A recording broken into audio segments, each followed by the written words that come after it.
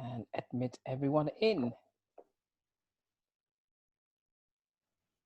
We're expecting a full house. We can only allow 100. So we've got nearly about 1,000 people registered. Good. That's incredible. Yeah. Okay, folks. Assalamu alaikum wa rahmatullahi wa barakatuhu. Welcome to the Islamic Courses Zoom session titled Book Review Discussion on Aurangzeb, the Life Legacy of India's Most Controversial King. Very privileged to have Dr. Audrey Truschke from Rutgers State University of New Jersey, and it's hosted by our very own Professor Jonathan Brown, who is the Alwaleed bin Talal Chair of Islamic Civilization at Georgetown. Okay, so before I hand it over to Professor Jonathan, who's going to introduce the speaker and the topic, for security reasons, please, can I remind everyone, I'm aware there might be some trolls or something like that. If you're a troll, the Badshah will be on your case. As you can see, my name's the Badshah of Sultan of Londonistan. But anyway, look, please, very important, please keep your phones, devices on mute. It is being recorded.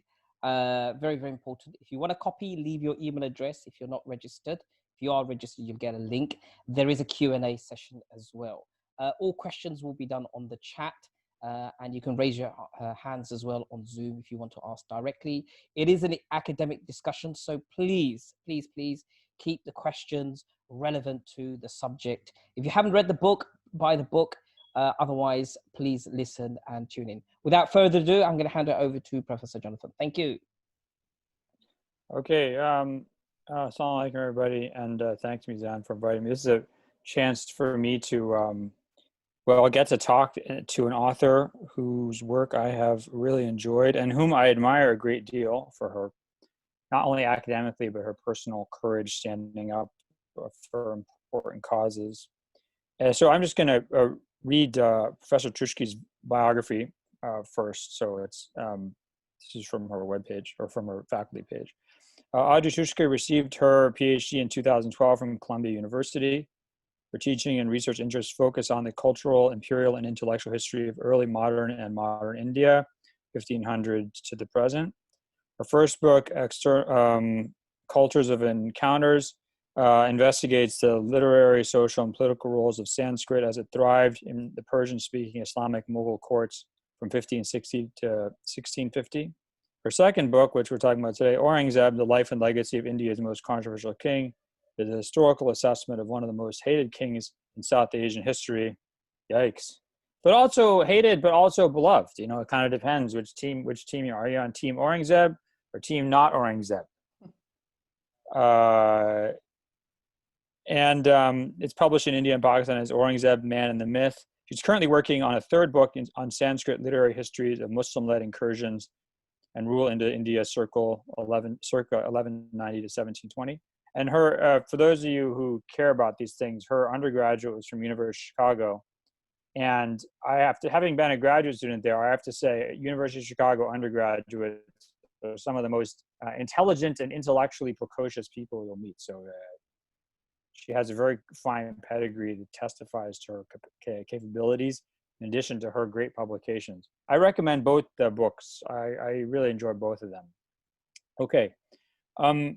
So I'm going to call Audrey because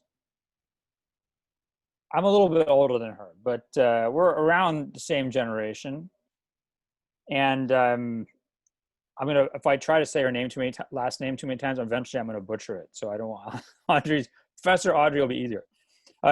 Dr. Audrey, can you tell us about your, how you came to this field of study and your intellectual journey?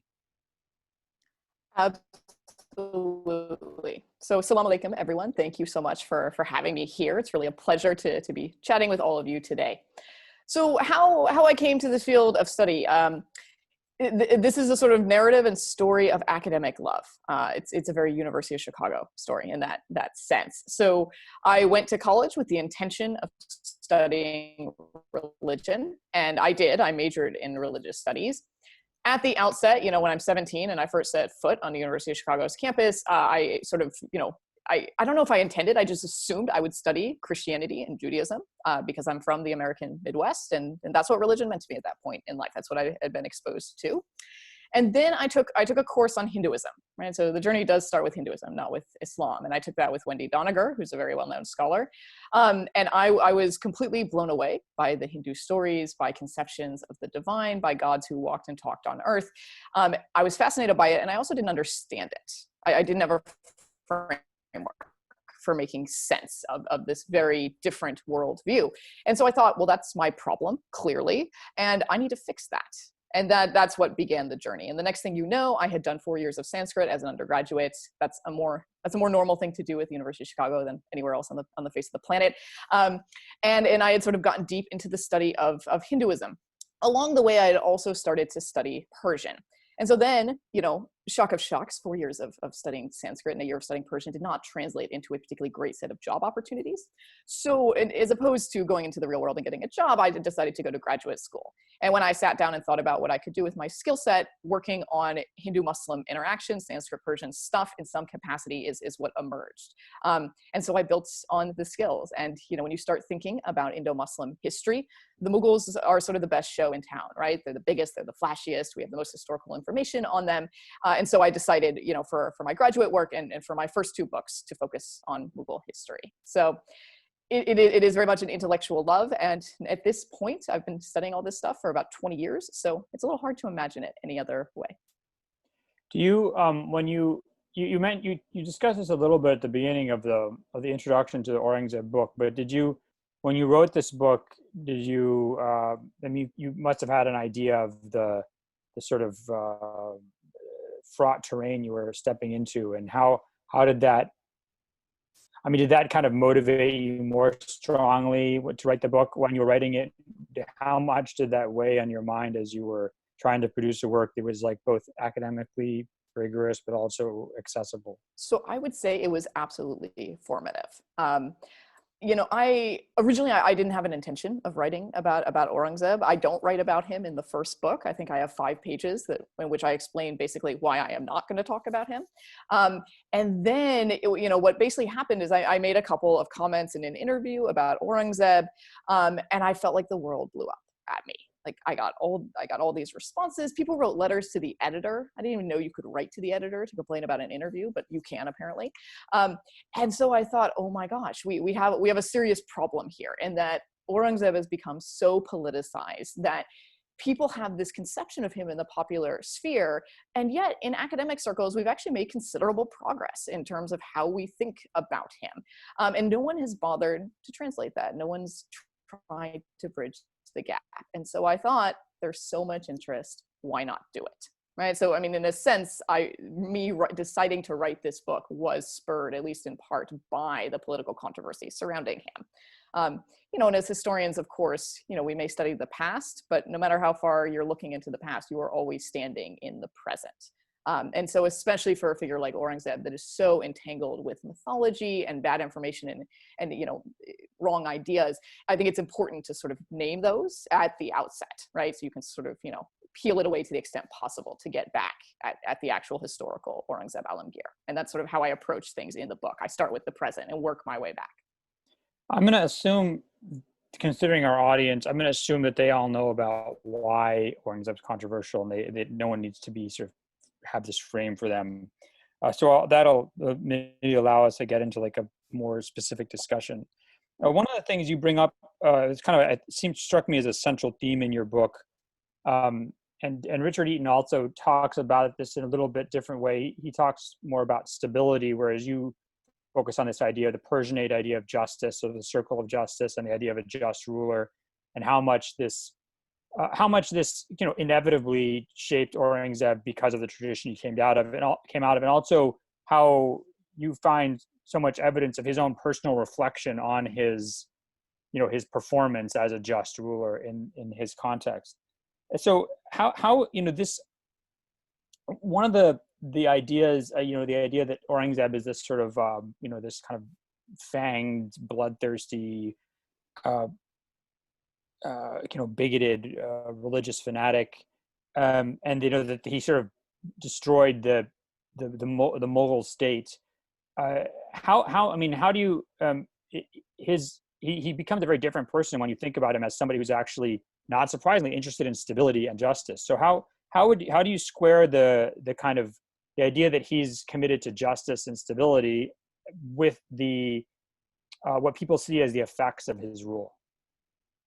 That's a great question. So I think part of the answer is in sort of thinking critically about what Aurangzeb meant by justice, right? It's not our definition of justice. And I mean, that's a very obvious statement, right? I mean, he was a pre-modern king. We are modern people. A lot has changed in the last 300 to 400 years. But, you know, if we don't sort of name and think more critically about it, people tend to just transpose their own ideas. So Aurangzeb's justice did prioritize stability.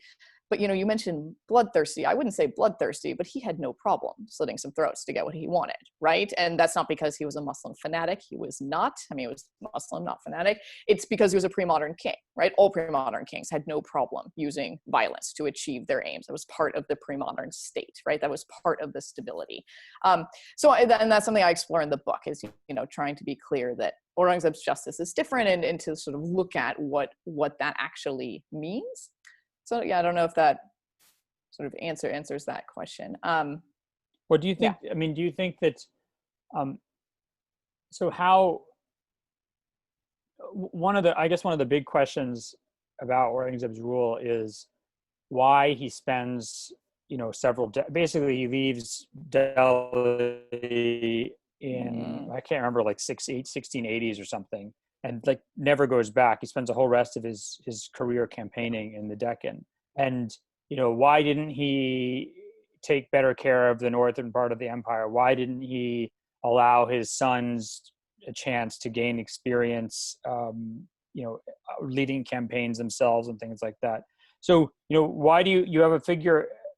So that would be one half of the question, right? And then the other half would be, okay, well, if he's concerned about stability, why does he do things like, you know, he levies the jizya in a new way or a renewed way, and he does these, he takes these actions which seem to destabilize his realm, and that if someone were, and some people, and you write about this in your book, so some people were even writing to him and saying, this is not right. You do not do this decision is destabilizing things. That's an excellent series of questions. So let me start with the jizya. So Aurangzeb reinstitutes the jizya in 1679 after the tax had been abated for about 100 years in the Mughal Empire. And as far as I can tell, outside of the ulama, nobody thought that was a good idea. You know, Aurangzeb's sisters thought it was a bad idea. His counselors all thought it was a bad idea. The Rajputs didn't like it. Like nobody was in favor of this except the ulama. And I am not entirely convinced of why Aurangzeb reinstituted the jizya. And I signal that in the book by sort of offering several different theories and just basically saying I'm not entirely sure. You know, and for the non-historians among us, this is sort of a normal thing that historians do, right? You know, I like to tell my students that historians don't work in absolute certainty. We work in varying degrees of certainty. And whereas I have a high degree of certainty about my views of Aurangzeb's justice, I have a fairly low degree of certainty about my views on the jizya. My best guess is that he was trying to placate the ulama. And the Mughals had problems with the ulama. Basically, the ulama always wanted power, and the Mughal kings didn't want to give them power. And every king had their own way of dealing with this. And Aurangzeb, he liked to placate them. And you know, the jizya tax collectors were all drawn from sort of the ulama ranks. They were a special group of tax collectors. And in addition to employing them, it also gave them an opportunity to skim off the top. And we don't have great financial records from Aurangzeb's period, but what we do have suggests that the ulama did a little bit more than skim off the top.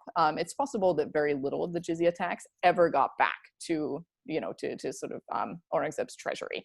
So the ulama are making out like bandits. They're happy. That solves the ulama problem. It, however, creates a mess of other problems. What did Aurangzeb see those? I don't really know. Did he think about other ways? Presumably he thought about other ways to resolve it, but he never decided to act on it, although he does rescind the jizya for certain sections of his empire. So, around Bijapur, in parts of the Deccan, when things are rough. So there is some degree of sensitivity that this is a hardship on people, but, at the end of the day, just because he was a successful king in many ways does not mean he always made the best decisions. Let me say something about the Deccan. So around the time they reinstitute the jizya, Aurangzeb also leaves Delhi. He heads south, and as you say, he never goes back, right? He never goes back north, and that marks him as different from basically all other Indo-Muslim rulers. Plenty of other Indo-Muslim kings, well before the Mughals even, had gone south to conquer territory, but they always turned back north eventually, and Aurangzeb doesn't do it. On a sort of personal level, I can tell you that Aurangzeb really liked the Deccan. He liked the heat, he liked the weather, he liked the fruits, and we know this because he writes about it. This was in contrast to his troops, who are largely from the north and absolutely hate the Deccan. So there's a sort of divergence of views there. At the end of the day, I think that it's left me and all other historians scratching our heads, especially given that Aurangzeb came to power because he was a brilliant military strategist, right? That's how he won the War of Succession against his three brothers. It's like watching those almost 2 years. It's like a masterclass in military strategy, and then to just throw it all away and wander around the Deccan for 2 decades. I mean, it's just like what are you doing, right? Well, I mean, almost 3 decades. And I don't know. Maybe he was old. Maybe he wasn't thinking straight. Maybe he wasn't getting all the information. Maybe he just hungered for land. That's what Bhimsen, who's a Kayist who sort of works for him on and off during these years, thinks, right? And I quote him in the book on this, that, sort of no matter how much territory a king has, he will always want more. And so maybe Aurangzeb lost sight of what was going on up north. But again, I do not have a great explanation for that. So just some theories. What about the theory that he's so afraid of what happened, what he did to his father, in the sense of, he never wants to leave the army, and he wants to keep the army continually occupied, so that it doesn't, there's not sort of contingents of the army it can be drawn on by his sons to do what was done to do what he did to his father to him.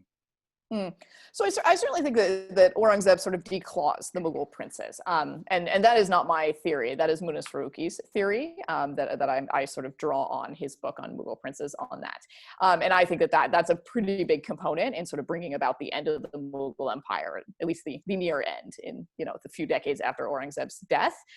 I don't know if that explains the army thing though, because wings of the Mughal army are up north during the Deccan years, right? I mean, they're dealing with, threats, up in the Khyber Pass and all this sort of stuff. I think that Aurangzeb really liked conquering land. That's pretty clear. Maybe he really wanted to be there to see it himself.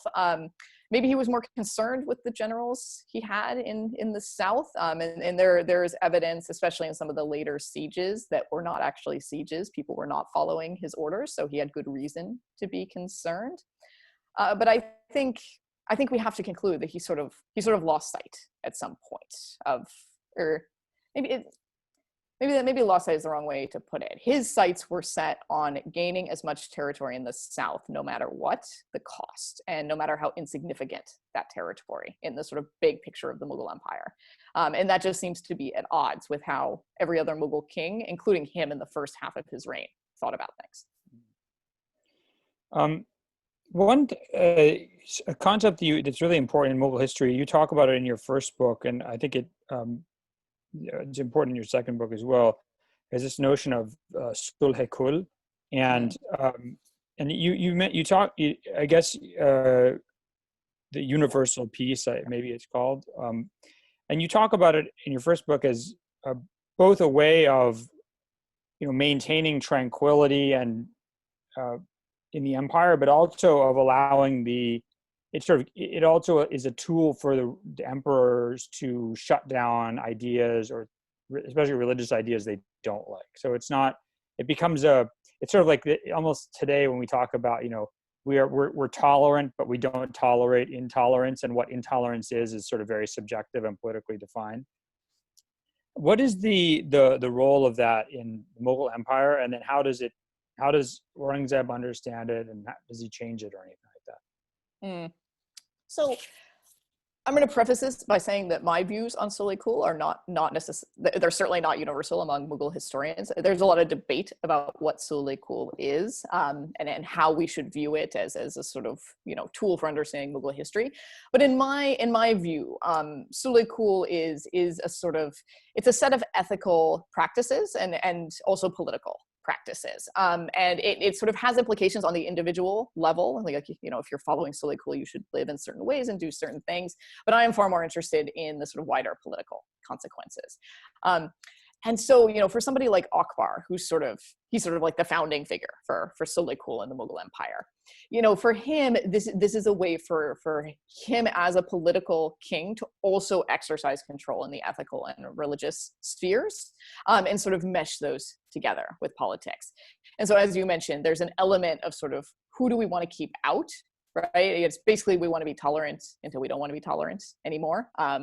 You know, so, you know, for Akbar, you can worship any god. Doesn't matter which god. It doesn't have to be his god. It can be another god, but it does have to be a capital G god, right? No thousands of gods. You can have thousands of gods that are aspects of one god, right? That view of Hindu thought is fine, but you know, you can't just have just the thousands of gods. And you certainly can't have no god. That's a big issue with Akbar, is what to do with the atheists. And generally, they just deny being atheists. Otherwise, they risk Mughal wrath. So this then continues through Jahangir and presumably through Shah Jahan, although there's very little writing from modern writing on sort of Soleil and Shah Jahan's period. And then with Aurangzeb, you know, I think that this is an area needing more research. I can't say I did a ton on this. Soleil mainly comes up in my Aurangzeb book because there is this scathing letter written to Aurangzeb. We're not sure who wrote it, about the jizya, which it accuses him of going against the Mughal policy of Soleil, which has, you know, sort of enabled this multi-ethnic, multi-religious empire to succeed by bringing back the jizya. And honestly, I mean, I'm not sure. I guess I'm still not sure entirely how to take that, right? Like, is that a rhetorical flourish? Is that actually a very strong, grounded argument? I'm not sure. It's hard to know without knowing who wrote the letter, which does not appear to be something we're going to be able to settle. So, I didn't know if I could ask you this question, but then when you told me about your undergraduate work, I feel more comfortable. I mean, you talk about this in your first book. You know, with Abul Fazl's discussion of, I mean, he almost has, and I think this in some ways maybe even preceded by a little bit by Biruni, but this idea that that some of these Muslim scholars got the idea that they understood that, you know, that quote unquote idolatry is actually at the kind of high level is actually a monotheistic concept, right? That it wasn't like, that the idols were a way of focus. They were, you know, trying to get to the same thing Muslims were, kind of via the opposite path. But one of the things that I think you see a lot in the kind of, you know, Akbar versus Aurangzeb, or Aurangzeb versus Dara Shikoh juxtapositions is that, you know, Akbar and Dara Shikoh are sort of, they're tolerant of India, you know, kind of writ large, or Hinduism writ large, right? But, and I think this is also a theme that comes up in Supriya Gandhi's book on Dara Shikoh, which is it really, so for someone like Akbar or Dara Shikoh, are they really embracing Hinduism and Indian religion, or are they very specifically interested in what they see as monotheistic, kind of a monotheistic elite, correct elite, or a monotheistic head, you know, like a elite thread or strand in Hinduism or Indian religion that they validate? So I think it depends on the thinker. I suppose the simplest answer is that yes, I think that they all had a sort of line beyond which they would not go, right? And I mean, keep in mind, we're talking about kings and princes, right? I mean, you know, Dara being the one exception to some degree, like these are not just people like kicking back, like, you know, living some life of the mind, right? I mean, these are people with like real world interest in holding on to political power. And, you know, I mean, Dara is somewhat of an exception to that. And that doesn't serve him very well, right? I mean, his lack of practical skills is why he lost the War of Succession. You know, let me just say something though about Dara versus Aurangzeb and their approaches to Hinduism. So, you know, Dara Shikoh's sort of, you know, pursuits of Hindu ideas is very well known. You know, he Mel Bahrain, the sort of confluence of these, you know, two oceans, all this stuff. And because of that, many people think that, you know, he had this great respect for Hindu thought, and he did in one regard. But he also I would argue, enacts a sort of violence against Hindu texts and Hindu ideas, because for Dara, the sort of core point is to prove that Hinduism and Islam are the same, right? There is not a recognition of difference there or an appreciation of diversity, right? I mean, this is not the way we would go about, respecting another religious tradition today. I mean, for him, he wants to say that, the Vedas and the Quran are saying the same thing, right? And of course, that as opposed to, a more Hindu mindset. Now, Aurangzeb doesn't think that way, right? I mean, I don't recall him saying anything that I've ever read about the Vedas, but I'm pretty sure he didn't think they was the same as the Quran. Essentially, I don't think Aurangzeb cares about Hinduism much at all. And, just a friendly reminder, when we talk about Hinduism, this is anachronistic, right? I mean, there is no Sanskrit word for Hinduism. So people didn't talk about it in quite the same way back in those days. But for Aurangzeb, if Hindus want to work for the Mughal Empire, that's great. If they don't want to work for the Mughal Empire, then they're enemies of the state. If they want to convert to Islam, that's totally fine. Aurangzeb liked converts, all of the Mughals. Although Aurangzeb shows a sort of curious interest in making sure that conversion is genuine, there are cases where he rejects Hindu converts because he thinks that they're just converting to get out of the jizya or something. And there's even a case where they sort of capture some enemy soldiers. And the judge says, he's like, well, we'll kill them all at sundown unless they convert to Islam, and then they can live. And Aurangzeb is like, get this qazi out of my face, get another qazi. I want another opinion. And they get a second qazi, and the second opinion is we just kill them all. No conversion option, right? So, Aurangzeb is a king first and foremost. He had no problem with Hindus practicing their religion and doing whatever they wanted unless they crossed Mughal state interests. And when they did, Hindu temples were, for him, a completely legitimate legitimate target of punitive state action. And that's something that's very hard for many people to understand today. But I think what you need to know really to get this is as follows. Hindu temples were political institutions in addition to being religious institutions. And that idea is very difficult for people to understand today because we think of religion as separate from the political sphere, even though it's arguably not quite that clear cut in modernity. But to say that somebody has politicized religion, that's a bad thing in modern times. And in pre-modern times, that was just like the state of the world. You could hit a Hindu temple, whether you were a Hindu or a Muslim king, as punitive state action, and that was fine. Aurangzeb also, on the sort of the Islamic side of things, he performed his piety on a public stage, right? He had no problem using Islam and acting in certain ways for the view of others in order to sort of further his political goals as well. So the politicization does run both ways, if in the specifics it looks a bit different. One thing that I was surprised by, this is in Supriya Gandhi's book, but so Dara becomes, at some point in his life, before he's king, or before the War of Succession, he becomes a devotee of this Hindu kind of ascetic named Baba Lal. And actually, Shah Jahan and Aurangzeb also become devotees of the Aurangzeb, and Dara Shikoh are kind of just totally cut from different cloth, and that in a lot of ways maybe Aurangzeb's, and you mentioned this in your book, but he's also positioning himself against his brother. So his brother's choices were as maybe important in dictating the kind of way that Aurangzeb portrayed himself as Aurangzeb's own inclinations. I agree 100%, and I offer that, I think, in both books as a sort of explanation for why Aurangzeb cuts off the remaining links between the Mughal court and Sanskrit intellectuals of the time, is because Dara was into it, right? And given that Aurangzeb sort of takes over when Shah Jahan wanted Dara to be king, you got to separate yourself from the other guy, and that's one way he does it. But he never fully breaks, obviously, with sort of taking advice from Hindus on various scores. Even in the early 18th century, when Aurangzeb is quite ill, he's still consulting with Hindu astrologers, right? He spends his sort of final, at least several of his final years in the company of a Hindu wife, right?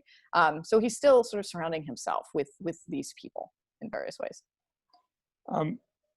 Well, I guess one really quick specific question. Then I wanted to ask you another question based on something you said. I've always wondered this, how did the Mughals justify marrying Hindu women? Is it just like, Oh, I'm the king, I can do whatever they want? But, I mean, oh, Muslims can't marry Hindu women. They well, can, why not? they can have, because, Oh, well, yeah, Hindus are but Ahle Ahl Kitab. Kitab are not, even, let's say Zoroastrians, Muslim men can't marry Zoroastrian women. So, okay, so I would say that this perhaps looks a little different in India, right? Like Hindus are widely considered, even far before the Mughals, to be Ahle Kitab, and so you can have intermarriage. Like it's not sort of a huge issue, especially for kings. For commoners on the ground, I'm sure this looks a little bit different. And obviously the gender here matters, that it's men marrying women. Their Hindu wives did not have to convert. For the Mughals, this was really a practical strategy, and it was a very good practical strategy. It helped ensure Rajput loyalty and submission to the Mughal state, right? Because, a bunch of their daughters are like, part of the Mughal family now. They have kids that are sort of half and half, all this sort of thing. But yeah, I mean, I don't think that this is a huge issue. There does arise an issue about the number of marriages, right?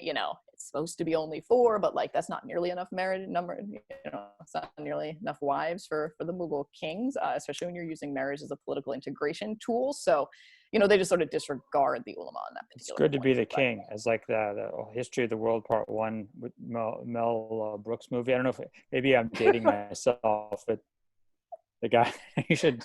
Mizan saw it. Okay. So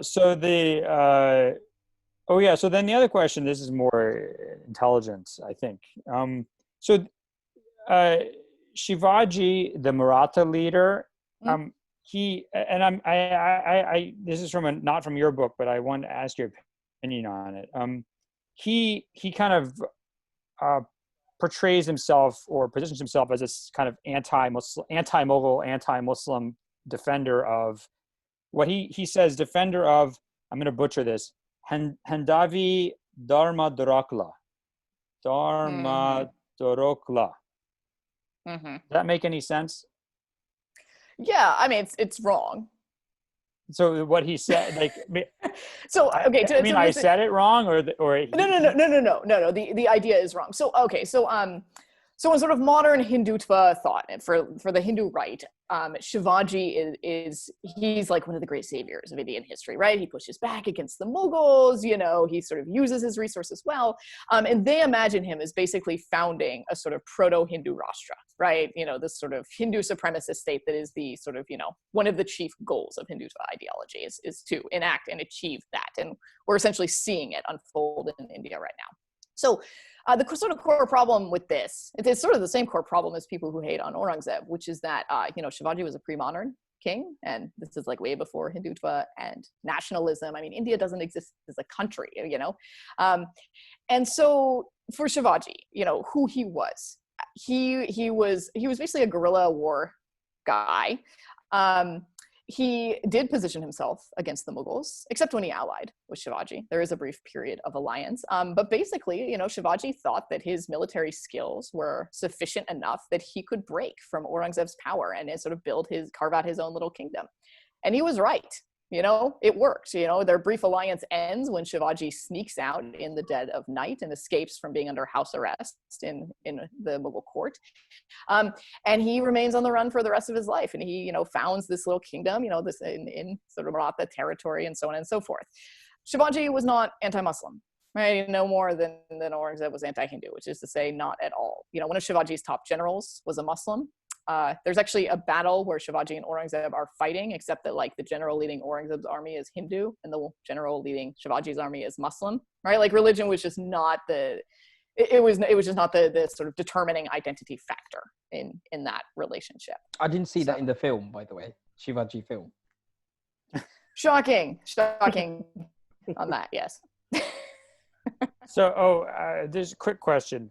What's the worst Bollywood movie about the Mughals? Oh gosh, well, I don't know. I think the worst on Indo-Muslim rulers is that Padmavat, I couldn't even watch it. I turned it off halfway through. I was like, oh my gosh, I can't subject my eyes and my mind. That's about Aladdin Khilji, right? Yeah, it's really bad. But look, I mean, on the Mughals, I'm a total sucker. Like, I love Mughal-e-Azam. I mean, it's not really about the Mughals. I mean, that's about like a Nehruvian vision of India. But you know, it's fun. Tell us about Aurangzeb's favorite chancellor. I'm gonna again butcher the name. Raghunatha. Raghunatha, yeah. So this was like one of his like sort of early Hindu leaders in his state, and you know, we shouldn't call him a Hindu leader. He was just like a guy in the Mughal state who happened to be Hindu, and he was really good. And he dies pretty early. I think I'd have to look up, but I think in the sort of 60s, right, the 1660s. And even 40 years later, Aurangzeb still is talking about this guy in his letters, right? Like, I've never found a replacement. This guy was so great. All of my state servants should be like him. And it's very intriguing. I've never found an instance where Aurangzeb talks about the guy's religion or that he came from a different cultural background. Maybe because he didn't really by that point, right? But, you know, it's really just, you know, this guy was really good with numbers, and I really appreciate his contributions to the Mughal Empire. What about the role of Rajputs in the Hindu army and nobility, and also just, you know, Hindu quote unquote kind of administrators or Brahmin administrators in the Mughal Empire? And how did Aurangzeb change this or leave it the same? So the sort of integration of Rajputs largely precedes Aurangzeb, and he deals with a sort of, you know, a couple of major rebellions and that sort of thing. But, you know, most Rajput families had been sort of clearly brought into the Mughal fold before Aurangzeb's reign. And Aurangzeb keeps them all in, keeps them together.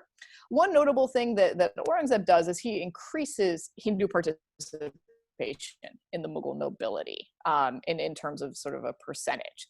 So Hindus were always a minority of Mughal administrators, right? These ranks were always dominated by Muslims. And again, you know, using these broad modern religious categories doesn't really capture why this was important, right? I mean, it was important to have, you know, Iranis and Turanis and these sort of different types of Muslim groups within the Mughal state.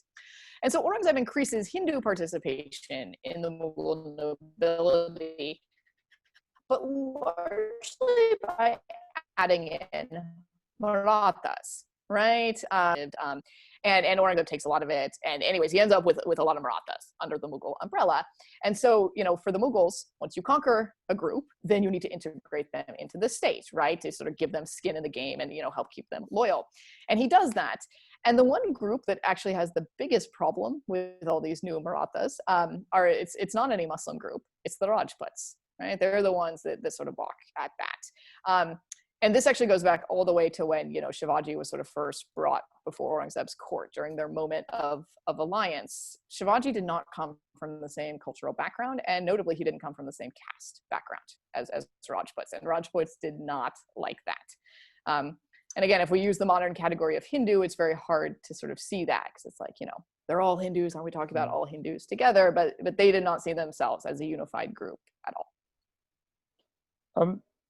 What is this institution of the imperial historian? Is that something that's unique to Mughal rule? Is it something that you see a lot in pre-Mughal Indian history? The idea that there's like a court historian who writes, you know, he's not just documenting, you know, today this happened, today that happened, but is really putting a narrative flourish on this. Yeah, it sort of comes and goes. There definitely are formal court historians before the Mughals. I don't think it's very consistent, but then again, it's not consistent during the Mughals either. So Akbar was like super into histories. He had like a whole bunch of court historians, and most people know Abu Fazl. He's sort of the last guy and the most famous, and he sort of sets the narrative. But there's a bunch of people before that as well. Akbar sponsors a lot of histories. And then Shah Jahan is also really into court historians, and he has this sort of like formal position. And Aurangzeb inherits that. And so he has this guy for the first 10 years, and he writes the Alamgir Name, which we still have today. And then Aurangzeb fires him, you know, and while the rest of the world sometimes it feels like is busy being angry at Aurangzeb because of, you know, what they think he did or did not do vis-a-vis Hindus, I am angry at Aurangzeb because he fired his court historian. right? Like that's there is no greater sin in my eyes. And for the next 40 years, we have no official court histories of Aurangzeb's reign. We have unofficial histories and people writing on the sides and on the margins, but sort of no formal narrative. And I don't know why Aurangzeb fired his court historian. I'm really not clear. I have no insight into that. You know, I mean, the Alamgir Nameh is this like huge love, sonnet to Aurangzeb. So I don't know what he would be upset about. But it was, I will say, it was not a big break with Mughal practice to sort of get rid of a court historian you didn't like. That happened a lot. And I think Babur, Humayun, and Jahangir did not always have formal court historians. I think Jahangir won for a little while, but not always. No. What about Bakhtawar Khan's, Mirat-e Alam, or was that a official court history? I don't believe so, no. Or so it was just like his own. Yes, I mean, you have all these people sort of writing around the court. You have a bunch of histories produced after Aurangzeb's death that are sort of, somewhat official. I think things get a little murky because we start having like kings in pretty rapid succession there for a while until Muhammad Shah comes to the throne. But what kind of documentary evidence? I mean, for example, these histories, do they survive in fairly old manuscripts? Are they just copied and copied and copied and copied? And then besides these narrative histories, what kind of documentary historical material do we have from the time of Aurangzeb? That's a great question. So Aurangzeb is the most well-documented Mughal king that we have. We have the most historical material on him by far. So for the histories, I mean, it depends on the individual history, but we do often have manuscripts going all the way back to Aurangzeb's period. So it's recent enough in time that not everything's been destroyed from then. The other great thing that we have on Aurangzeb that we do not have for earlier Mughal kings are the akhbarat. And the akhbarat are the news reports, right? So, I mean, this was like your newspaper of the time. So basically, Aurangzeb had guys in like various courts in, key places across his empire and beyond. And other kings did too, like Shivaji's doing the same thing and so on and so forth. And then these guys write like sort of daily reports of what's going on. They send them back to whoever's employing them. And, it's sort of the way of keeping up on news and what's going on in all corners of the empire. And we actually have a lot of the akhbarats from Aurangzeb's reign. However, they're not very accessible. I believe most of them are in Calcutta, possibly all of them. I'd have to check on that. And it's a situation where you have to go and you have to sit there and you have to read them. And they're all in pre-modern Indo-Persian, of course. So you have to be highly trained and a specialist, and you have to have a lot of free time on your hands to go sit in Calcutta. And very few people have been sort of interested and willing and able to do that.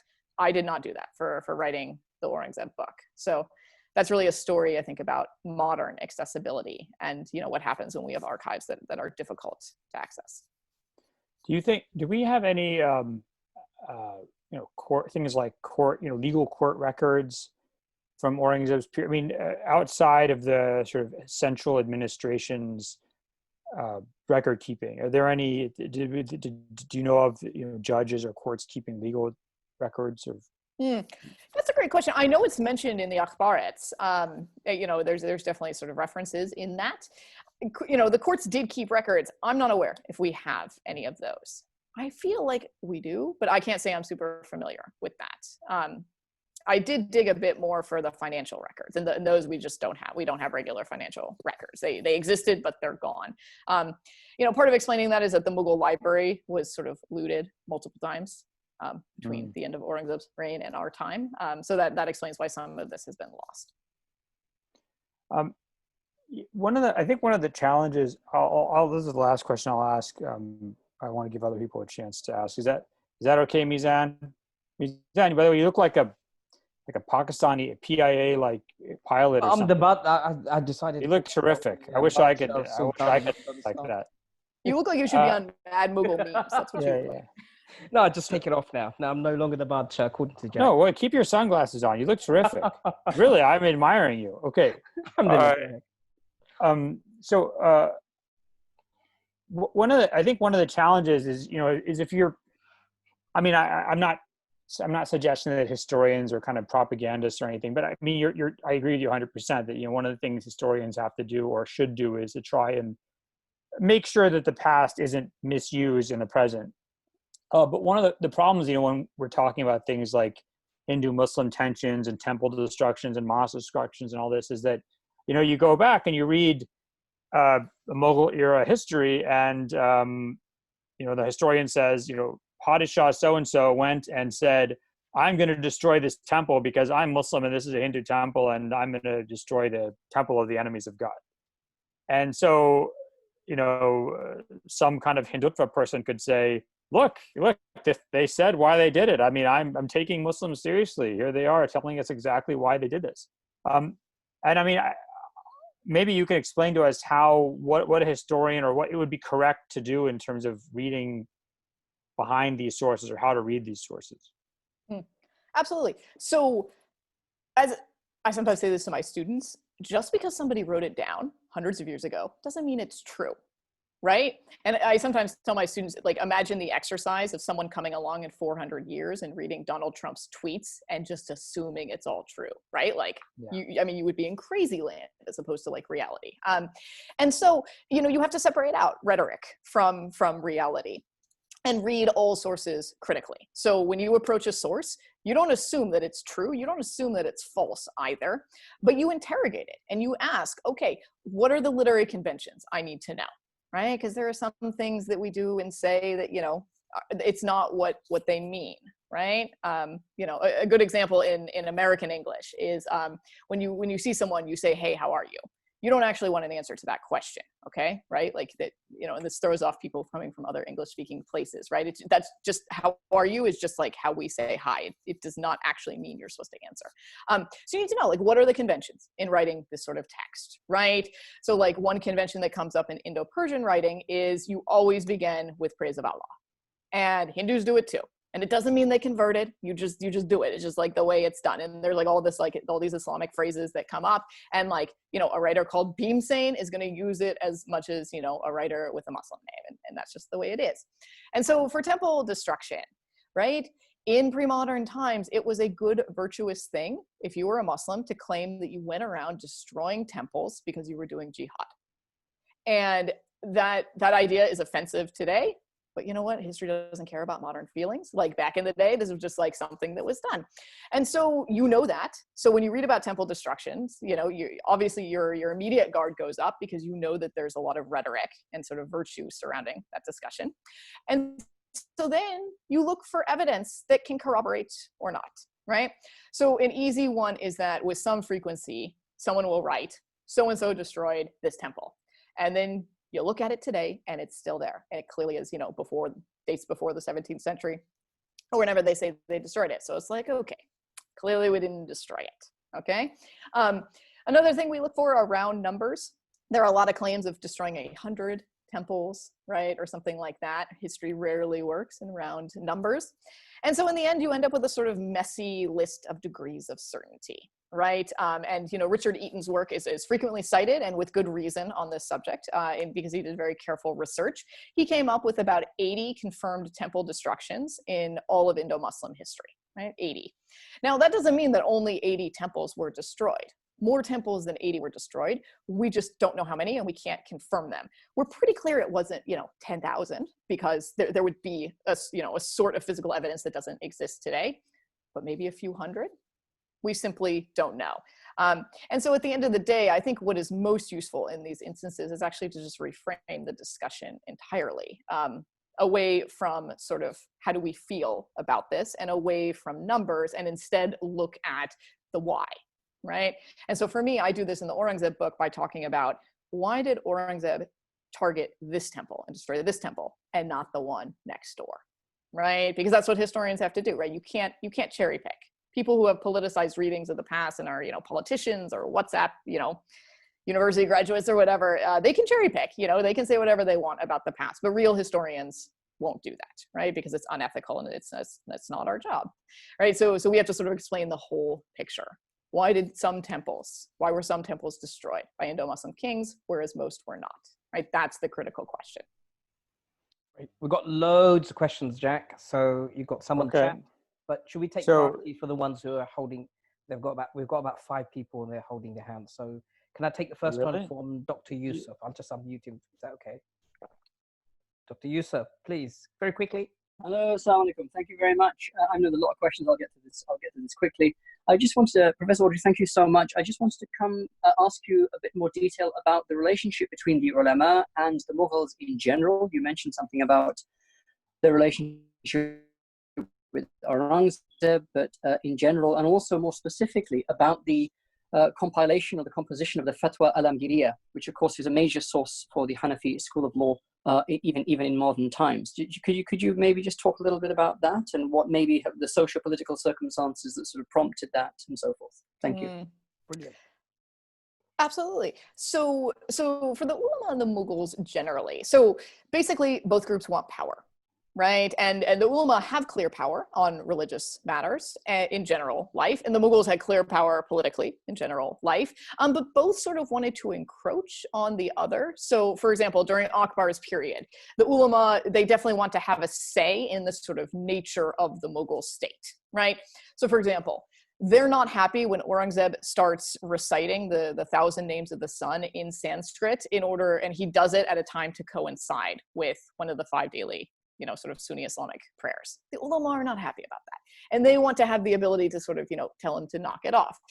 Akbar, for his part, he wants to be able to do whatever he wants, but he also wants to have authority in religious matters, right? Akbar has a sort of very universalist vision of his own power, and it wants to exercise that in all realms. So he wants not only exceptions for himself, but he wants the ability to actually be the final authority on what is or is not a good idea. So for Akbar, he deals with this by treating the ulama pretty harshly, with Muslims present, but later with both Hindu and Jain and Christian representatives as well, where he sort of ridicules members of the ulama and just makes rampant fun of them in front of everyone else. When the ulama were particularly problematic, Akbar would just send them away. And a couple of ulama are suspiciously murdered during his reign. And that's actually something, the idea of sending them away. So the most classic way of doing this in the Mughal Empire is to send somebody to Mecca, because Mecca is a long way away. So by the time you get to Mecca and back, a few years have gone by and it's all fine. And other kings do this too. In fact, Aurangzeb does this. So one of Aurangzeb's first problems when he's won the War of Succession, it's been a little over 2 years, the sort of dust is just beginning to settle. So he needs the chief qazi of the Mughal Empire to sort of sanction his kingship, right? And sort of play a crucial role in his, ascension ceremony and all this stuff.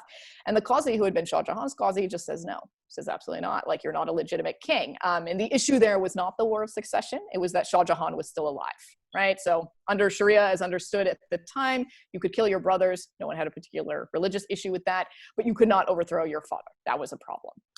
So Aurangzeb fires the guy and he appoints a more pliable qazi, and that relationship lasts about 20 years before then Aurangzeb has to fire him as well, right? So that's a little bit on sort of the ulama. The sort of law book, the Fatwa Alamgiri. So this is compiled by a team of ulama. Several hundred religious scholars worked on that project.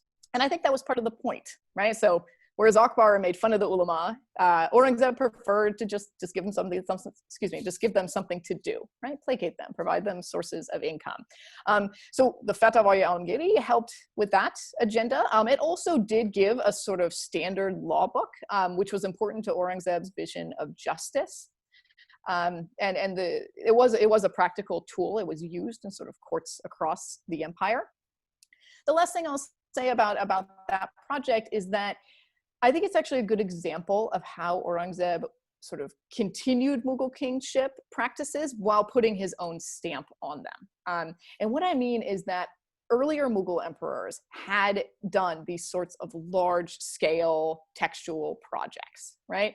But whereas we look at Akbar's period and we see this done with histories and with translations of Sanskrit text, for Aurangzeb, he sort of channels this into a law code and more of a justice mode.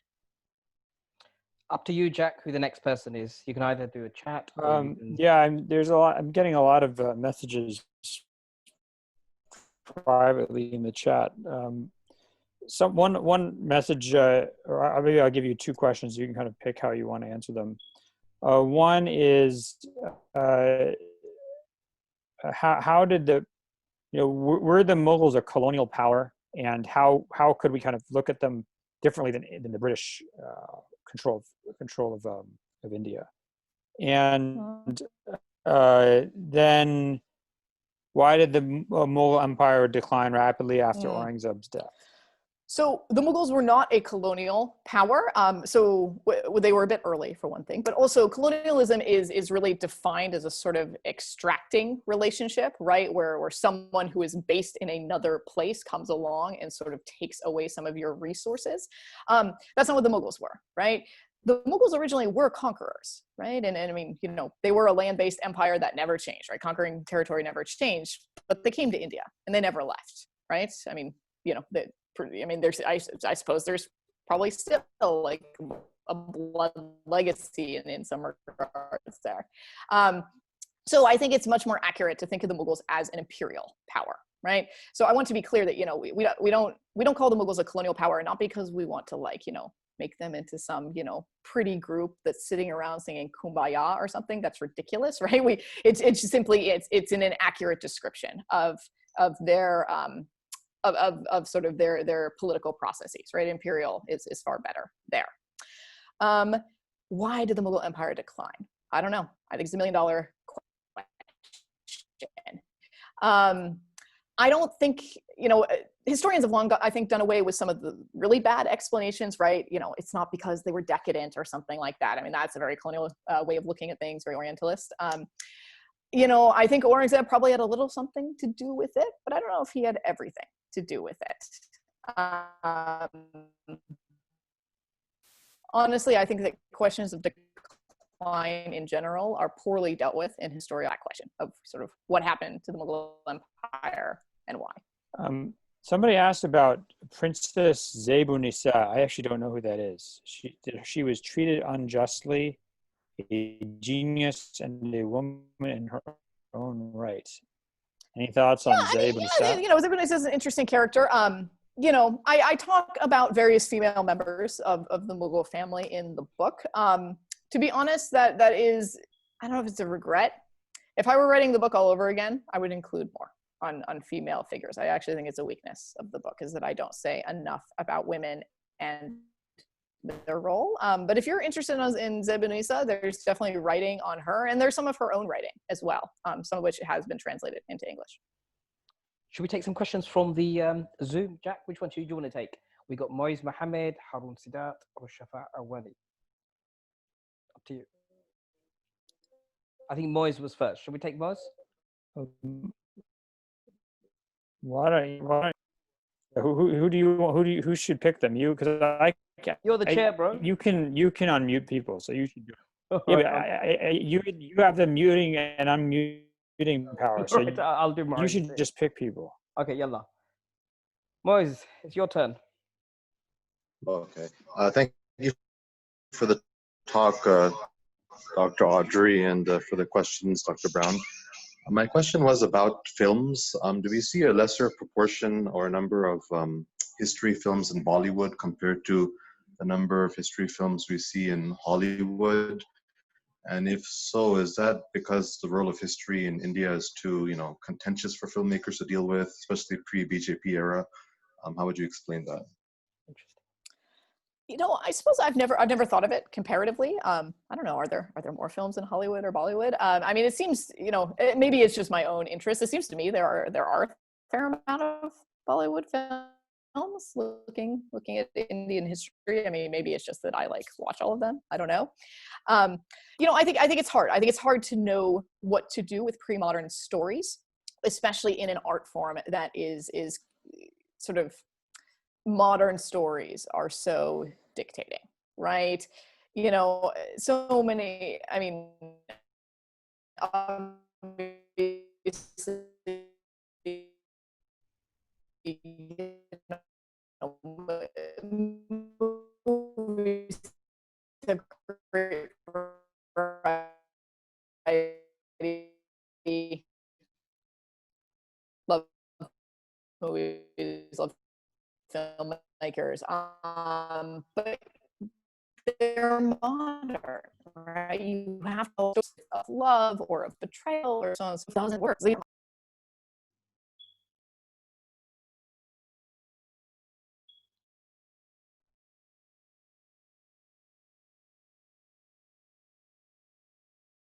something off the top of my head, the most recent scholarship on Aurangzeb, I would direct you to Richard Eaton's India and the Persianate World, which is a sort of, more sweeping history of sort of all of Indo-Muslim history, but one entire chapter he devotes to Aurangzeb, which is appropriate given sort of how important Aurangzeb is, I think, to the narrative and to the formation of South Asia in that period of time.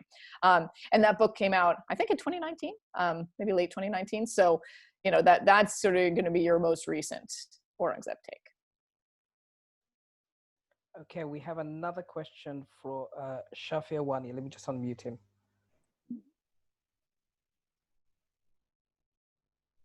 Hello, Mr. Wani, go ahead.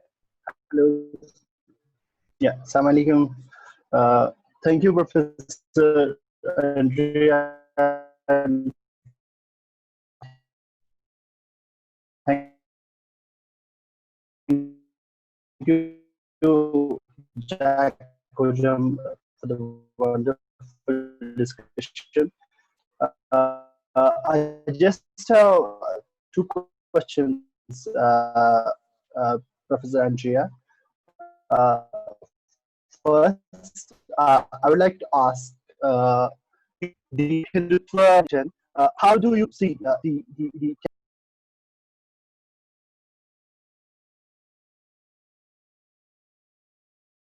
but there were people who's going against Mughal rule, they would perpetuate violence because it was a legitimate form of political violence and all. Now, Hindutva forces are in India are saying that 40,000 temples that were razed to the ground and the mosques were erected on it. And recently, Babri Masjid verdict say this is like just an example. Kashi and Mathura temples are yet, and now in case of Kashmir, as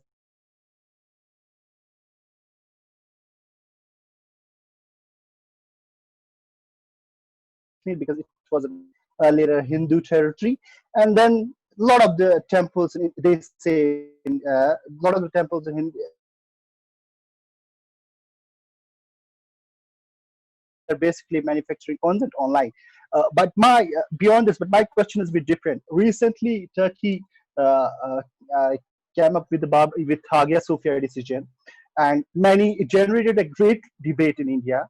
A lot of the people said that it's Hagia Sophia decision is the Babri Masjid movement of India, and many said that since it was the conversion was happening, or conversion from mosque to the museum has happened in the modern times and an international law. So the decision to revert it back to the mosque is basically a decolonial movement. So how do you contextualize all this? Mm. So great questions there. So let me start with sort of Aurangzeb's place in nationalist historiography.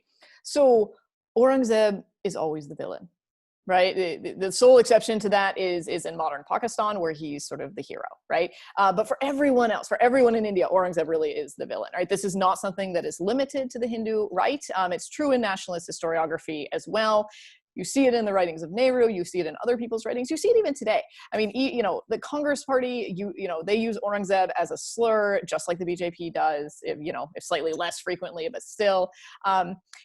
You see very left-leaning people. I won't name them, but there was just a guy on Twitter like last week who used Aurangzeb as as a sort of slur, this like worst example of what can happen. But in any case, so to me, where I come into this, I don't care about nationalist historiography, right? I'm not an Indian nationalist. In fact, I'm not a nationalist of any stripe, right? I'm not an American nationalist either. Nationalism is a sort of dirty word so far as I'm concerned. And so I'm not going to hold up Aurangzeb as a villain to support some nationalist history that can, bring India together or something if I don't think it's historically accurate, right? That's, my sort of ethical obligation is to try to understand the past on its own terms. And how that works into nationalist history that is not my problem. That is not my interest at all. So that's got kind of harsh answer, but it's a very honest one. Okay, in terms of temples and all this stuff. So let me say a couple of things. One, so yeah, a lot of mosques stand on the remains of former temples, Hindu temples, Jain temples, and Buddhist sites as well. Just because you build one religious site on another doesn't mean that you destroyed the former religious site, right? It was pretty common to sort of roll into town and find like a temple in disrepair, or maybe just the site of an old temple, and no one's using it, and then it's just like free building material. And other religious groups did this too, right? Muslims didn't come up with that. You know, Hindus would do it on Jain temples. You know, Buddhists would do it. Everyone sort of did that. So, you know, one has to be careful with material evidence in that regard. But in terms of the Hagia Sophia, so I mean, I haven't studied that decision. You know, in sort of semi-lockdown life, frankly, we have a lot going on here in the U.S. But you know, I guess a couple of sort of preliminary thoughts. One is I don't think you want to be following modern day Turkey right now, right? I mean, Turkey is like an authoritarian state that's going after their academics and their journalists. I mean, the horrible stuff. Like, I don't think that's a good model. You know, I think that I don't have a clear like vision or blueprint of what we're supposed to do with these sites today. But I think we should treat them according to sort of modern, you know, modern values and modern visions, right? The goal here is not to turn back the clock, right? The goal is not to go back to the past. The goal is to move into the future. And we want, at least I want, a future that is welcoming of all faiths and all religion and great diversity, right? Not one that seeks to sort of reconstruct some bastardized vision of the past. Jack, you got some questions on the chat? One thing I thought was interesting, I don't know if it makes sense as a question though, but comparing Aurangzeb and Tipu Sultan. And the other one was some questions about Mughal relations with England or Britain, East India Company during the time of Aurangzeb. And also, were there any indications of change in technology, maybe especially military technology, that appeared during Aurangzeb's time, especially in comparison with Europeans?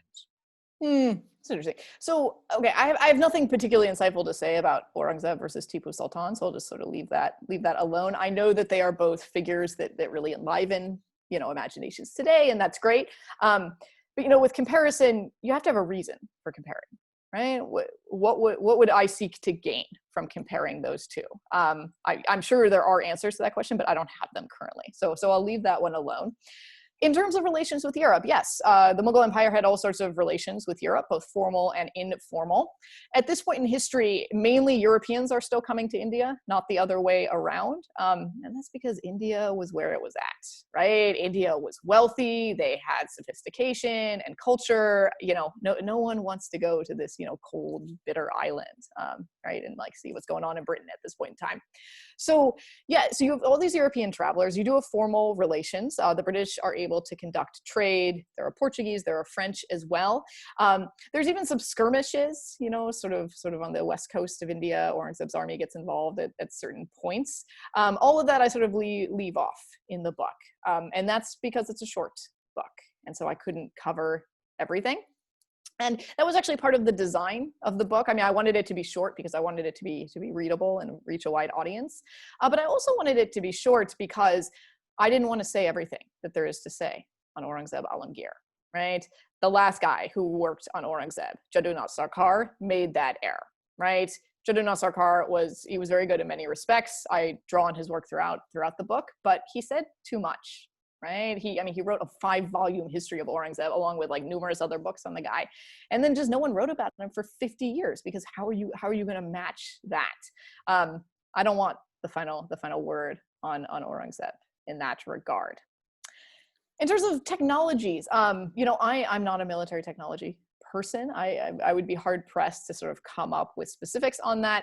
But I do know enough to at least appreciate Aurangzeb's military tactics and strategies, at least in the first 30 years of his reign. Great. We've got a question from Rizwan. He's been waiting for ages. So I'm sorry, Jack, I have to. All right. I'm sorry. Rizwan, please just make it one question. You've got half a dozen questions. Or sum it up. Oh, actually, I wish to ask a couple of questions, but they're related. But my question was about intolerance. I mean, is there any credence to this view that Aurangzeb was intolerant? Because there were a few things he did, like his persecution of the Ismaili Bohras, his imposition of the jizya tax, also a few, and the other thing is related to that. Were there theological motivations to the execution of, because political reasons are given, but are there reports of religious reasons why he executed Guru Tegh Bahadur, Sarmad, and even his brother Dara Shikoh? So let me speak first on intolerance. So I think in a sense it's fair to call Aurangzeb intolerant. I think basically all pre-modern kings were intolerant. I'm not convinced it's the most sort of, well, accurate. I'm not convinced it's the most sort of useful historical framework, right? I think, because I think any pre-modern was intolerant according to sort of modern ideas of toleration. In any case, I think, the jizya, in general, people didn't have a problem with discriminatory taxes, I think, in pre-modernity, but the Bohras, the Ismaili Bohras, that is a better example and a more pointed one. And it is true that Aurangzeb persecuted them sort of throughout his sort of life and tenure as king. I mean, he starts as a prince even with them. And I think Aurangzeb certainly, like many people, cared more when it was other Muslims. And that's a theme that comes up with earlier Mughal kings as well, right? If you're over there, doing stuff as a Hindu, like, I as Aurangzeb the Muslim may think, you're getting some stuff wrong, but at least you're like doing it as a Hindu, right? But I mean, if you were claiming to be a Muslim, and I know what Islam is because I'm Aurangzeb and I'm a pious Muslim, that is actually a much greater threat. So I think that's perhaps part of why he goes after the Bohras so hard, is that he perceives it, it's the people closest to you in a sense that can be the greatest theological threat. I'm also not convinced that I'm entirely clear on the full story on that. And there has been further work. I think Samira Sheikh has a very good article on the Bohras that goes into much further detail than I do in the book on that. Theological reasons for executions. So it depends on who you read, and it depends on who we are talking about. So for Aurangzeb's brother, for Dara Shikoh, there's a story that Dara was declared an apostate, right? That he had turned his back on Islam, and that's why he's being executed. This is mentioned in some versions of the execution, but not in all versions. In contrast, all Mughal sources detail the War of Succession, right? So everyone agreed on the War of Succession. Everyone agreed on the political struggle, like as a fact that this happened, and Aurangzeb won and Dara is then executed. Some people wanted to also add a theological justification, but not everyone, right? Was there an actual theological justification? I don't know. It's possible. Aurangzeb preferred to have other reasons for killing his brothers, even though he didn't need them. That also comes up with Prince Murad as well, the other brother that he killed. Murad rots in prison for a few years, and then Aurangzeb comes up with this, he says Murad murdered some guy like a decade ago. Which is true, but Murad was a Mughal prince. This is not that huge of a deal. But that's why he has him executed, overdosed on opium water in that case.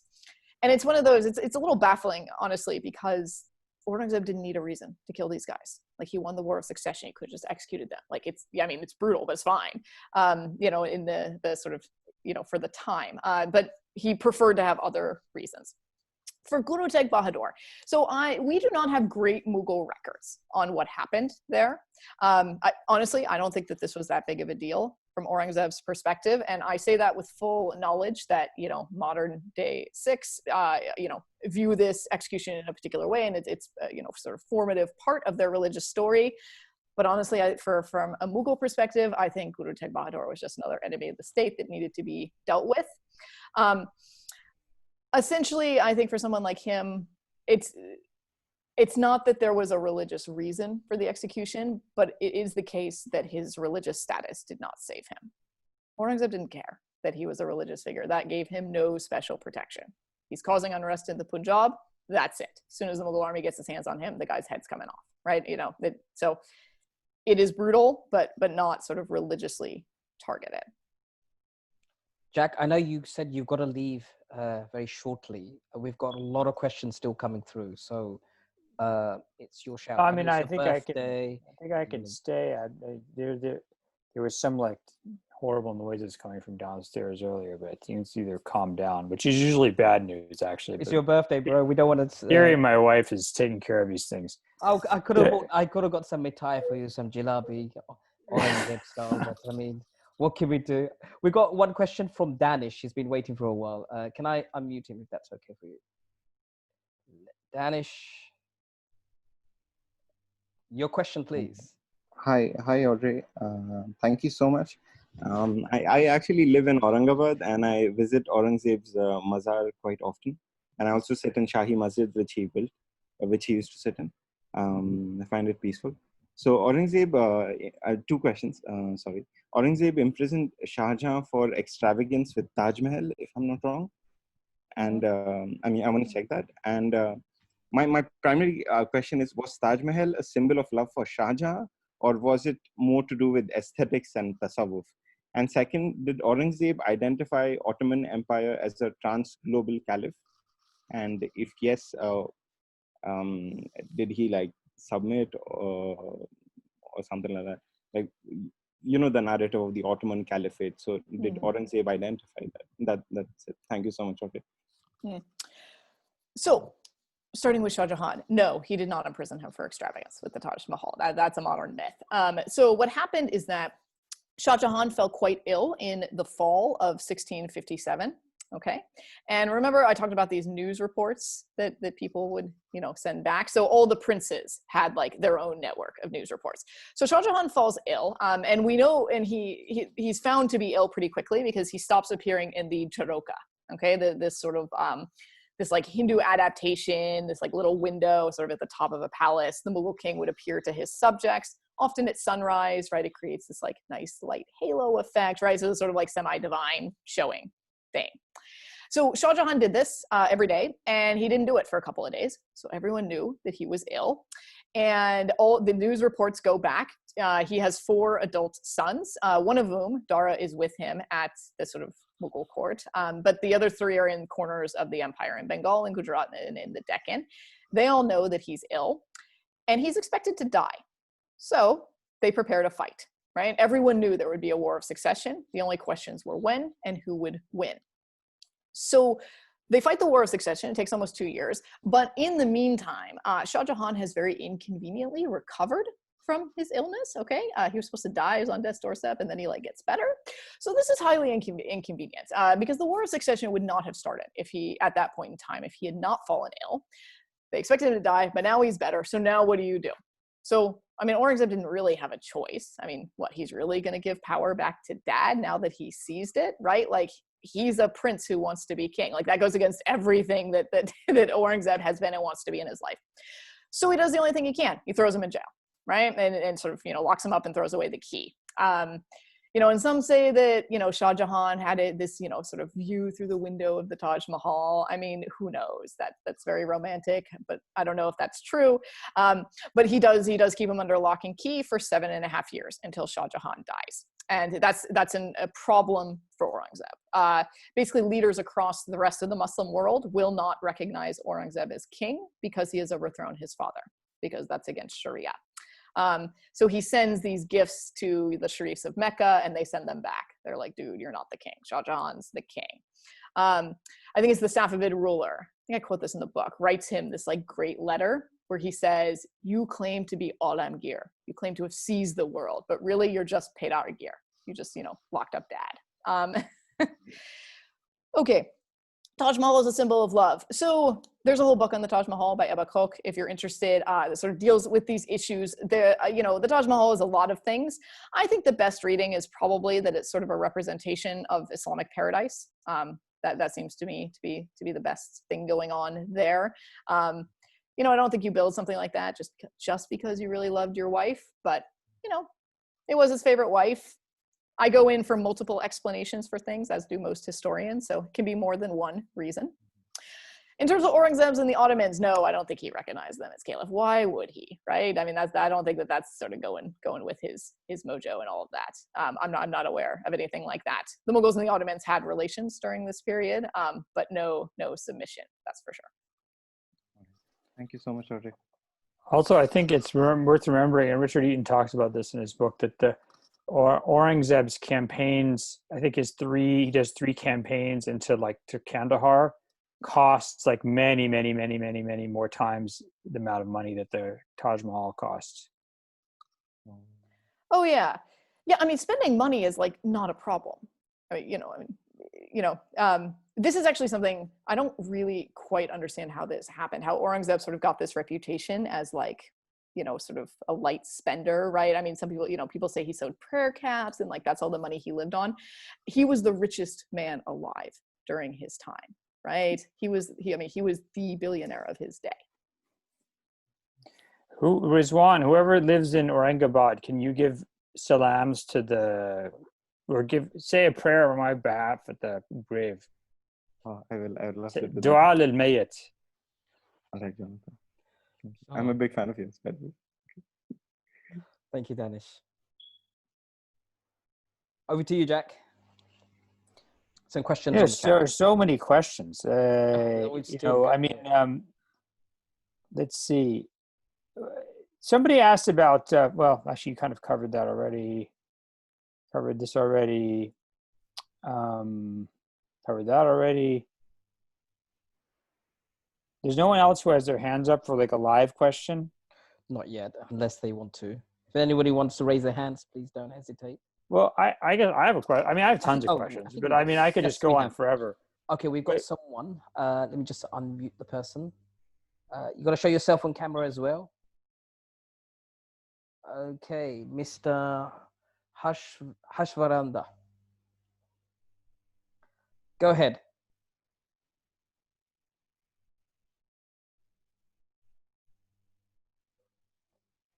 Yeah, is it visible? Yeah, I'm sorry for the bad visibility of the camera. Camera is broken. Sorry for that. I mean, thank you, Dr. Audrey. I mean, it was a very compelling book, and I loved reading that. So I have 2 questions. So I've seen India painting a very Aurangzeb in a limited palette. You have white and black, and probably, I mean, it's a sort of like a Caravaggio kind of portrait where everything stands in the shadow. So what I want to know is, since Aurangzeb also fought against Shia Muslims during Deccan, so what was the opinion from the ulemas and the Muslim religious heads, or even from the Caliphate regarding that? Because I mean, I don't think there is any reference to Shias and Sunnis in Holy Quran. So what do you make of that? I mean, what was the opinion about from the ulema regarding that? What was their take? Okay. And what was the contemporary picture of Aurangzeb, contemporary European picture during his times? Thank you. Yeah, like, because in Tipu Sultan, we know that he was, in British Parliament, he was being represented many a times. I mean, there were like, many caricatures. But whereas in Aurangzeb, we don't know, I mean, how he was represented. So I just wanted to know regarding how it was represented. It was a nice presentation, by the way. Thank you. Yeah. Thank you. So, okay, so let me start with the Deccan. So Aurangzeb takes over both Bijapur and Golconda, right? So 2 sort of separate, independent Muslim-led Shia kingdoms in the Deccan. And there's a story that I think sort of well exemplifies sort of what the ulama think and what's going on here. So at one point during the siege of Bijapur, so the siege was a true siege, right? There are about 30,000 Bijapuri soldiers. They're sort of locked in this fort, nothing in, nothing out. So they're being starved of food, water, medical care, everything. And several months into the siege, right? I mean, disease is running rampant. People are dying in massive numbers. There is a small delegation of theologians from Bijapur that go before Aurangzeb, and they appeal to him as a Muslim. And they say, look, you're a Muslim, we're Muslims. one Muslim warring against another is unjust, it goes against Sharia. And Aurangzeb essentially has no answer, right? Because they are correct, as everyone understood Sharia at this point in time. They're right in terms of their argument. But Aurangzeb, when his faith and his piety and religious beliefs conflicted with his thirst for earthly power, he always chose power, right? This was not like we sometimes went one way, sometimes went another, right? Like he was a king first and foremost. And so he just sent the theologians away and he continued his siege, and it ended when the Sultan of Bijapur was the last Sultan of Bijapur, and he bowed low in the dust before Aurangzeb's feet and gave over everything as an unconditional surrender. And by that time, I think more than half of the 30,000 soldiers were dead. So, like I said, Aurangzeb was a pre-modern king, right? I mean, you think about him in modern times, he's not a very likable guy, but we don't study him to think about whether we like him, right? We study him to understand him. The European picture, that is an interesting one. So, there is, as you say, I mean, there are various representations and discussions of Aurangzeb. He's thought of correctly as an incredibly wealthy and incredibly powerful king. Even at this sort of early stage, right, late 17th, early 18th centuries, you're really seeing Orientalist ideas already start. So he is sort of seen very early through this lens of sort of, decadence and extravagance and all this sort of stuff. But he's also just seen as very powerful. And you see that particularly there is a play by John Dryden, who is the poet laureate of England for at least some of the period that Aurangzeb's on the throne. And he writes a play called Aurangzeb, right? So it's how we usually spell Aurangzeb today with an extra E at the end. And it's this sort of crazy picture of Aurangzeb. Among other things, Aurangzeb is an atheist. So sort of totally lost the whole Muslim side of things. But he is a very powerful king, and it's sort of exploring that aspect. So Europeans are thinking about Aurangzeb, they're interested in him, certainly much more so than the other way around, right? There's still pretty limited interest in India about what's going on in Europe. Over to you, Jack. Got some more chat questions you want to take? Or add your own, whatever. Yeah, one question is, and this is a very specific question. How effective was the Fatwa Alamgiri in providing a codified Hanafi legal system for the Mughal Empire? My understanding, okay, and I do rely on secondary scholarship on this. I'm a cultural historian much more than a legal historian, but my understanding is that it was pretty effective, right? I mean, I think before this, people were using all sorts of different law code books, and it was sort of hit and miss. And I mean, the Fatwa Alamgiri is still, I mean, it was cited for centuries afterwards. I think there are even instances where it's still cited today. So I think it was pretty effective. I mean, was it, 100% the only thing used in courts deciding for Muslim plaintiffs? I have no idea, but I think it made a pretty big impact. Yeah, there's an article on that if anyone's interested. I'm sure in the Eaton edited volume, India's Islamic Institutions. India's Islamic tradition, sorry. If I recall from the article, I mean, it gets used decently, but to remember that in India, there's also like significant Shafi areas and Shiite areas and things. But yeah, the Fatwa Alamgiri is still used today. It's just a comprehensive Hanafi manual, unlike pretty much any other. It's even used in the outside of India. We got a question from Dr. Mahfouz. Just unmuted her. And if you show yourself on the camera if possible. Thank you, Dr. Said, for providing. So we can't hear you. We can't hear you. If you want to raise your volume, please. I'm much grateful to Dr. Audrey. Sorry, the volume is low. Maybe type the question. Yeah, just type the question. It'd be probably better. Okay, Yeah.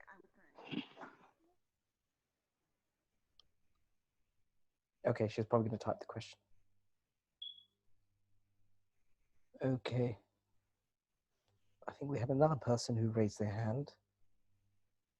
Rizwan, you just type the question, bro. You've got too many questions coming through. I mean, there was one question about this. The guy, the kind of antinomian mystic Sarmed that he executes, and Sarmed's a really interesting character, as I recall. Is he just sort of like a gadfly that is causing too much problems, or too controversial to be allowed to survive?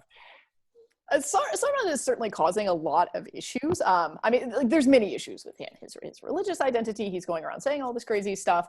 He also goes around naked sometimes, like wearing clothes, pretty big, cultural norm in the Empire. I mean, really, do not underestimate the importance of it. Like not wearing clothes, big problem. I think I attribute Sarmed's execution in large part to his sort of acquaintance with Dara Shikoh. But I don't think we can attribute it entirely to that. General Mughal practice was, after you beat your brothers and kill them or blind them or drive them out of India, whatever you're going to do with them, and then after you take the throne, then you integrate their followers into the Mughal state, right? So there were not negative consequences if, one Rajput chose the wrong guy and fought the imperial army. Like, generally everyone sort of comes together, and that was very good for the Mughal state. I think Sarmed might be a little bit of an exception because he didn't actually have political power or a community of any sort. He was just this individual wandering around, sort of, being flamboyant and sort of causing issues. I also think Aurangzeb probably just didn't like what he was saying. So. But I mean, along the lines of integration, Aurangzeb, I think he marries either his granddaughter or his daughter to Sapir Shikoh, one of the sons of Dara Shikoh, right? So correct. The integration even occurs with the children of the brothers. Absolutely. Well, yeah, I mean, yeah, I think the idea was that, the kids are not to blame. And Dara Shikoh's two sons are both still quite young. I say 12 and 14, roughly, during the War of Succession, right? So, they're not really wielding their own resources yet. And so what are you going to do? Unless you're just going to actually kill off the entire family, which I think, that was not standard Mughal practice, that would not have been taken too kindly. Then you need to make them part of your family so that they have a stake in the Mughal kingdom. Thank you. I think that we've got a lot more questions. So I think Jack's your birthday, man. You need to go and spend some time. I feel bad. It's like my birthday is causing other people problems. No. Look, I think the best thing would be people need to buy the book, read the book, revive the study of Aurangzeb and Islamic in India. I think that's the learning thing. You can't learn something over a Zoom. You can get some basic information, but if you're really interested, folks, as Dr. Audrey said, there's many manuscripts in Calcutta. Why don't you go and learn some Sanskrit, go and learn some Farsi, restudy your history. We don't have many intellectuals and historians, delving into the subject. This is just a nice icebreaker, an introduction to the whole thing. I'd like to thank Dr. Audrey, Jonathan as well. Would you like to sum up and close up? Well, I mean, I would just say, not only read the Aurangzeb book, which is, I mean, it's sort of it's not a big book. I mean, it's a kind of fun, accessible read. It's very well done. It's not like a brick, it's not going to intimidate you to death. But I would also really recommend the Culture of Encounters, her first book, which, I was a little, I was like, Sanskrit, I'm not that interested in Sanskrit. But I actually thought it was, I just think it's so important to really understand the Mughals as an Indian state, as people who are trying to understand how to be Indian rulers, and that the Culture of Encounters book is really helpful, and it kind of unlocks a lot of things about Mughal imperial elite life that maybe are a little bit mystifying when people who come from outside, that like the weird obsession with astrology and chronograms and all this stuff. Whoever, I think it was Rizwan, can you take a nice picture of the mosque, Aurangzeb's mosque and his grave, send them to me? Or I think it's Danish, I think it was. Okay. Yeah, Danish. Okay, yeah, sorry. Send them to me, and I would love those. And I'm really happy to have gotten a chance to meet Dr. Audrey, at least on Zoom. Thank you. Dr. Audrey, final comments and thoughts before we close? So thanks so much for having me. This has been so much fun. you know, again, I encourage people to keep reading and keep thinking, right? You know, again, my Aurangzeb book is not meant to be the final word, right? Read it and disagree with parts of it. Just make sure that you disagree for real, solid historical reasons, right? The last thing I'll just mention in closing is that I do have a third book coming out. It will be out in January of 2021. And I'm sad to say I'm forgetting the title because we changed the title at the last minute. Really should have looked that up. But anyways, it is on Sanskrit histories of Indo-Muslim rule from the late 12th century into the early 18th century. So we all know that we all know that we use Persian sources to reconstruct this sort of Indo-Muslim period of Indian history. But there are actually Sanskrit historical sources, and I survey about 36 of them in the book. I'm specifically interested in how they depict the Muslim other, right? And as it turns out, they don't talk about them as Muslim very often, and they usually don't talk about them as other either. Look for that. Fantastic. Once again, thank you so much, Jack. Happy birthday, Dr. Audrey. Thank you so much. Folks, just to remind everyone, if you have, we will send you a link or a copy of the recording. If you haven't left your email address or you're not registered, leave it on the chat right now. Just a reminder, our session on Wednesday is with Majlum Khan. He wrote the 2-volume Muslim Heritage of Bengal. I worked with him on getting some of the manuscripts as well. So if you join our, we took a lot of time going through some Sanskrit manuscripts as well as those in Persian, as well as Turkish ones as well, surprisingly. And on Friday, we will have our discussion on what would Iqbal think of Pakistan today. Honoured to have Professor Iftikhar Malik from Bath, as well as Allama Iqbal's grandson, Salahuddin Iqbal, joining us as well. Thank you so much. Inshallah, hope to see you folks soon. Khuda Hafiz, everybody. Khuda Hafiz. Assalamu alaikum wa rahmatullah.